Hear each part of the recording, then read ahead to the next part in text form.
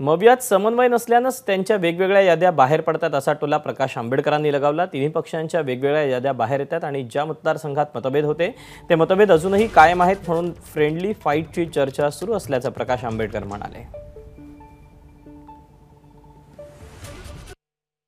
महाविकास आघाडीमध्ये त्यांचाच समझोता नाही असं आम्ही त्या ठिकाणी सांगत होतो, ते आता असताना स्पष्ट झालेलं आहे।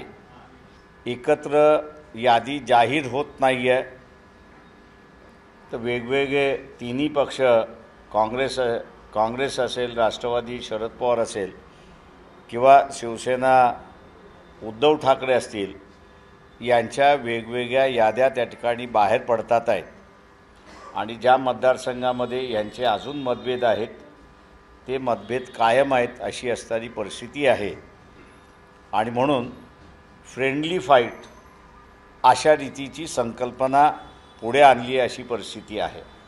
काँग्रेस पक्षाचे जे अध्यक्ष आहेत खरगेजी, त्यांना पत्र लिहिलं की मवियामध्ये तुम्हाला ज्या जागा देतील त्याच्यापैकी 7 जागांवरती आम्ही तुम्हाला पाठिंबा देत आहोत।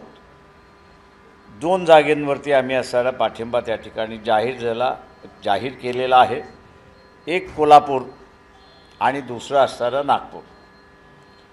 उरलेल्या जागेंचं त्यांच्याकडून ज्यावेळेस माहिती येईल आमचा यादी फायनल होण्याच्या अगोदर, तर तिथे आम्ही त्यांना असायला पाठिंबा देऊ अशी असणारी परिस्थिती आहे। एबीपी माझा, उघडा डोळे बघा नीट।